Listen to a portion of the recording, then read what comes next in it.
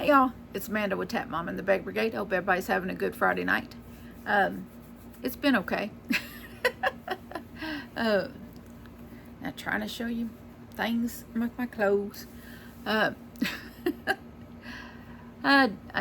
got up late today, having trouble. I didn't feel real good yesterday for some reason. I don't know if it was because I think all that stuff I did doing this stuff the other day, I got too much dust. I think I inhaled in too much dust and it made me a little sicky. I had some coughing going on and just some overall body aches going on, and a lot of y'all that are new to my channel might not know that I have a mild case of COPD, and I'm pretty badly allergic to dust, and that's why I put off dusting. I put it off, but I did dust with a wet cloth, which is better for me because to dust with something that's damp. I used hold on, they're right here, these generic disinfectant wipes, because they absorb the dust on contact and versus just stirring it up, and so plus they're disinfectant, so and they smell like lemons. I like the smell of lemons. Yeah, I use those, and I know it still stirred the dust up quite a bit, but not as bad as if I had just used like a feather duster or something like that. But I still apparently inhaled way too much dust, and so I was doing some coughing, but overall I just felt puny and weak and tired, and I took a nap yesterday afternoon, and then I still ended up going to bed earlier than a night owl normally goes to bed, and of course then my hip got in on the action and started hurting me, so I took one of my what I call big boy pain pills.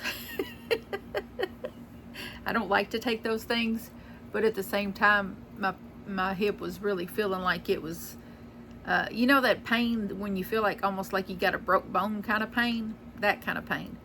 And I can tolerate a high level of pain. I have lived in with daily pain for most of my adult life because of being massively overweight for so long. And now losing the 160 pounds that I have lost so far, I've gotten quite a relief from most of that pain that I was in, but I still experience quite a bit of pain because I still have lymphedema, and my ears just popped. I still do have lymphedema in my legs, and I have osteoarthritis and bone spurs in my spine, and so I still do. And of course, now that I don't have so much cushion on my tushin, you know what I mean? My poor tailbone is really giving me quite a fit. I learned just a month or two ago that I had a healed fracture to my tailbone that I didn't know I had. And apparently a fall I took some years ago fractured my tailbone, and I did not know it at the time. And so it healed like it healed, and now, of course, it's arthritis on top of not having as big a caboose as I used to. That was apparently cushioning the tailbone to the point where it wasn't painful, but now I don't have all that cushion back there, so I'm constantly shifting my sitting position to try to be more comfortable, because that poor tailbone, it really hurts a lot, and so I'm all the time shifting my position to be more comfortable, which is really tough to do a lot. So I get up more than I used to, just to kind of walk around a little bit to, relieve some pressure. But anyway, y'all didn't tune into all that, right? And oh, I need to adjust this. Hold on a second, y'all. This thing is not set up right. Hold on a minute. Technical difficulties. This tripod is not. It's not right. Oh, there it goes. Okay. All right.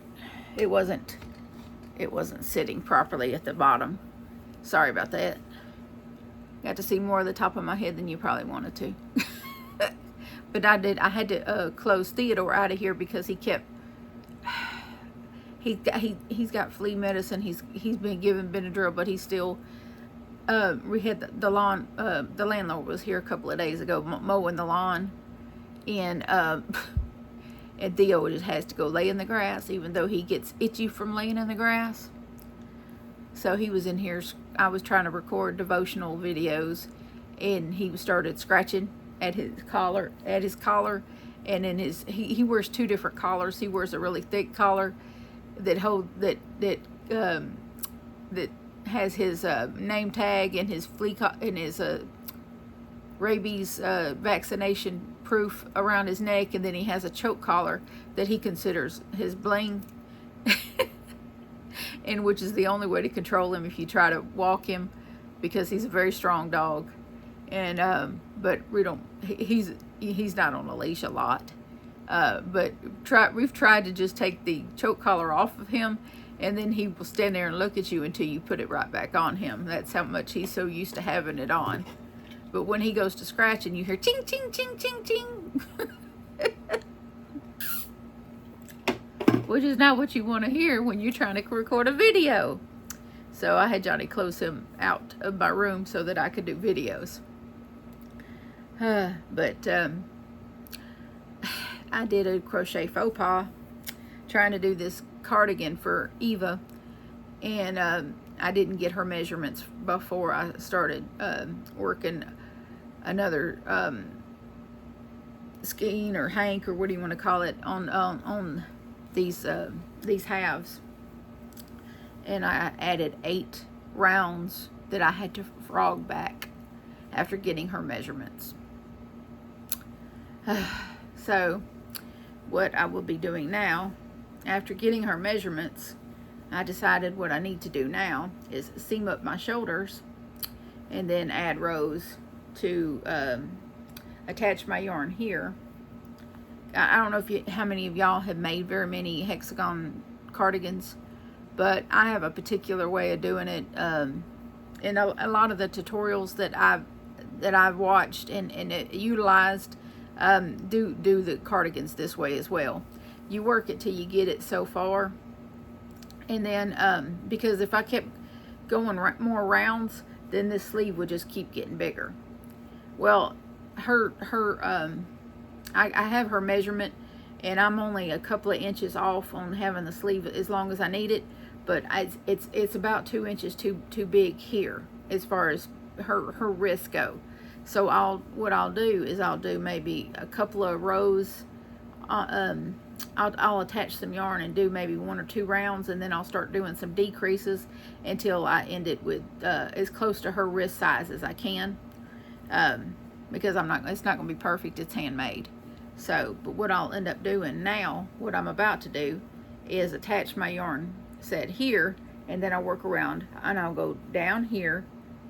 Let me hold this up. Down here, around the bottom, and back up the other side, and go rounds like that until I get it to measure across here, which is would be her bust line right here, and make sure that that both have, when I lay them side by side, that they, at least is wide enough for her bust line, and that I get it as long here from the shoulder to the bottom to where it needs to be. So that's where I'm at with that. But I got so mad at myself that I didn't think to ask her measurements until after I had already worked almost the whole second hank onto this. And then I had to frog all of that back. Yeah. But it's okay. It's Malabrigo. It frogged perfectly. Didn't hurt the yarn at all. I did it very carefully because it's Malabrigo. So, yes, it's Malabrigo. Wales, the colorway is called, let me turn it right side out, but it's called Wales Road, the color. It's Arroyo. Let me see if I can find that tag again. Yeah, this is what it is. Yeah, and it's sport weight, and the colorway is called Wales Road, like WHALES Road. Yeah. And I did look at getting some more because I was a little worried that I wasn't going to have enough of the yarn. And when I looked into getting more of it, it's like $20 a hank. Yeah. So no, we won't be doing that because it was gifted to me to begin with. But it is looking very beautiful. I'm using a 5mm crochet hook. Okay, that was just okay. I thought maybe my end came through, but it didn't. So I tuck my ends in as I go. So, but yeah, but that's what we're looking like. I know it looks very tiny, but it won't when I get done. I promise it'll be her size. But she's kind of a tiny person. She's only 4'11" with a 4.5-inch wrist. So if that tells you anything, and mine are 6 3/4 or almost a 7-inch wrist. Mine are. So if that tells you anything, she's a pretty small lady, but she's she's got a personality that makes up for what she lacks in stature. Yeah. She got a big personality, let me tell you. I love it, though. I love it. She's definitely livened up my life, for sure. So, and you always want someone that's that feisty in your corner. And in life, you know, you want someone very feisty in your corner. And she's definitely in my corner, and she's definitely feisty. So, but at least I'm on my way to being done, and I'm more confident in how much yarn I have now than I was before getting her measurements. So, but I'm gonna work this over the weekend, and then Monday, depending on where I'm at, Monday I may take 1/2 with me and go to Hobby Lobby and see if I can find me a complementing color to use as the ribbing on the lapels and the bottom, like I normally do my cardigans. I normally do like a front post, back post ribbing along the lapels and the bottom, and then I'll just do a simple collar for hers. And you know, but this will be something she can wear this fall because she gets cold easily. And so this will be something nice and warm. And she said she'll be like wearing a hug from me. Yeah, it'll be like wearing a hug from me, for sure. And so this is progress, though. At least now I know, you know, I'm a little more confident that I'm going to have enough yarn. So I wasn't all that confident before because I don't typically work with sport weight yarn.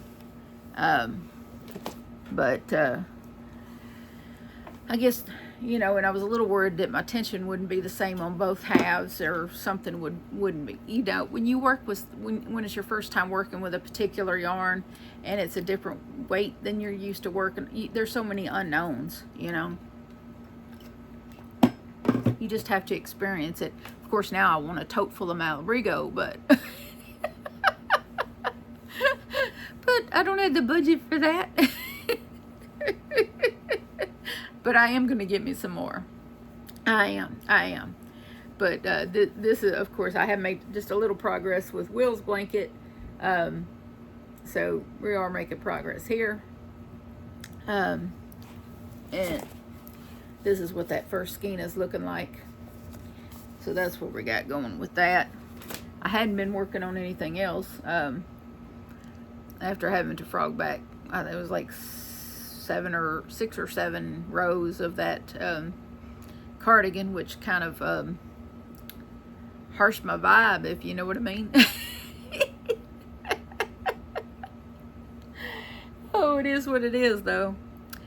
But I think I've been itching to start something new. I'm trying not to, though, because I want to get done with what I got on my hook now. Mainly this cardigan.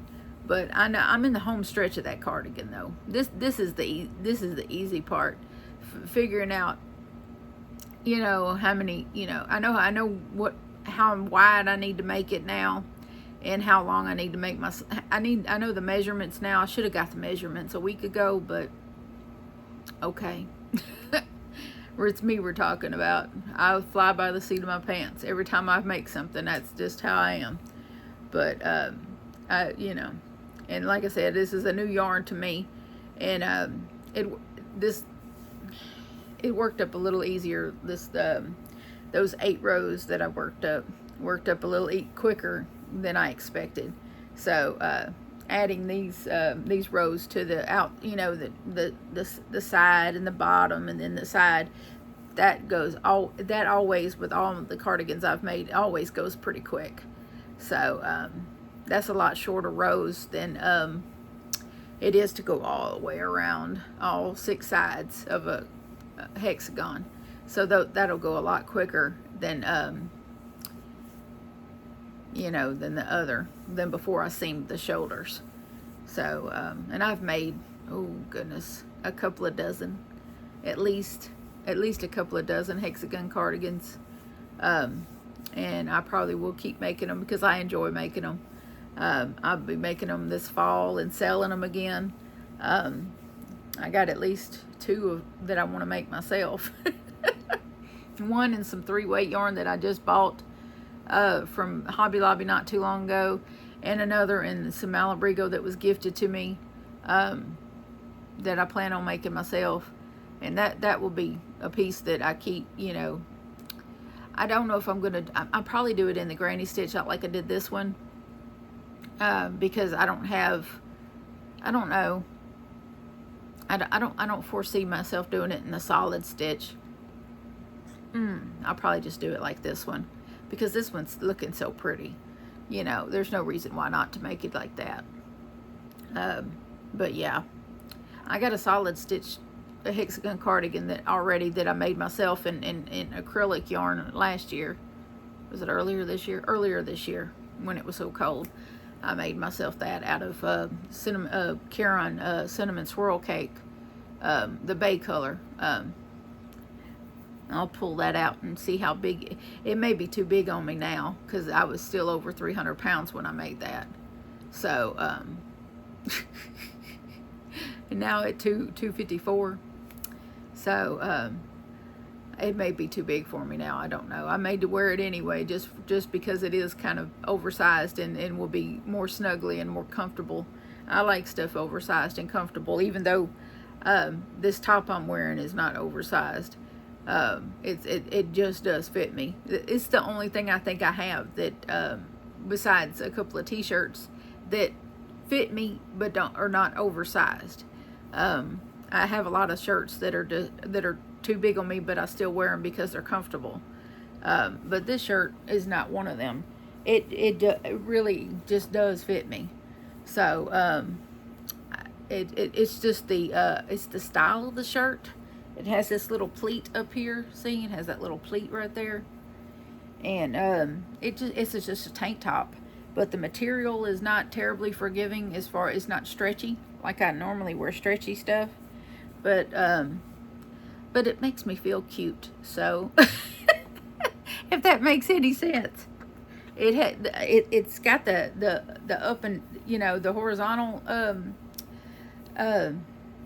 the up and down stripes, so it feels slimming. So that's why I wear it, because it makes me feel slimmer and makes me feel cute. And so I like to wear this one. I think I paid maybe 12 or 13 bucks at Walmart for it. But when I saw it, I was like, oh, that is so cute. And even though it's not baggy on me like my other shirts, and I'm just wearing shorts that fit, but they're not too. I don't think I have any of the shorts I have now are not baggy. But the pants that I was wearing earlier this year are probably baggy now. But luckily they have drawstrings on them, so I can tighten them up when I go to wear them next time. But I don't have a lot to report. I did get me some more fried chicken. My weekly cheat, last week's cheat, got cut short because I had like 1 or 2 pieces of it, and then I put it in the fridge, and I was going to have another piece the following morning. And Will come in from being out and didn't think about it being anybody else's food, and went in there and ate it.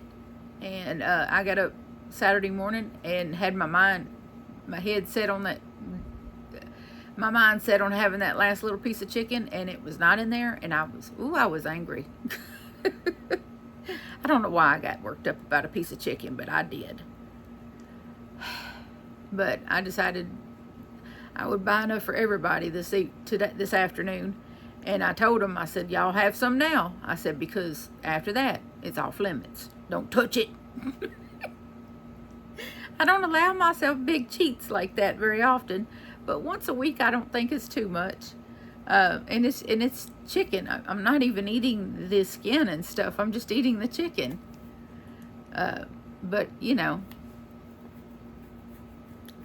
this week for some reason it's just been rough, a little rough on me mentally. I'm still trying to get my medicine ironed out properly, because the dosage she gave me, I think, I'm just having to mess with the dosage a little bit, because I don't know if it was the dust or what that had me down in the dumps yesterday, but I was down in the dumps yesterday. It's just one of those things. I was part of it because I didn't feel good, and the hip was hurting me, and then I was just down in the dumps, and I was like, ugh. And so, but I feel better today. So I played my cheer up song in the van on my way back from the store. I'm sure that I'm not the only one that has a cheer up song, but my cheer up song is Love Shack by the B-52s. I play it at max volume and sing my little heart out, and it cheers me right up. So I don't know how many of y'all can relate to that, but I listen to a variety of music. My main preferred music most of the time is blues music. Those of you that are new to my channel, you might not know that, but folks who've been with me a little while know that I mainly listen to blues music. My favorite blues musician is Joe Bonamassa, and anything related to Joe Bonamassa. Also, I love Buddy Guy and Tab Benoit, who was a musician from Louisiana. And oh goodness gracious, that man is fine. Yeah. But I love some blues music. You can't go wrong with that. And there's a guitarist by the name of Philip. I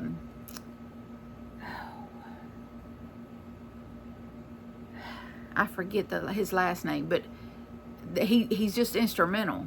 But he has this one song that plays on Amazon Music.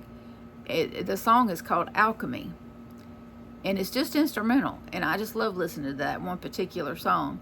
But his first name is Philip. I can't think of his last name.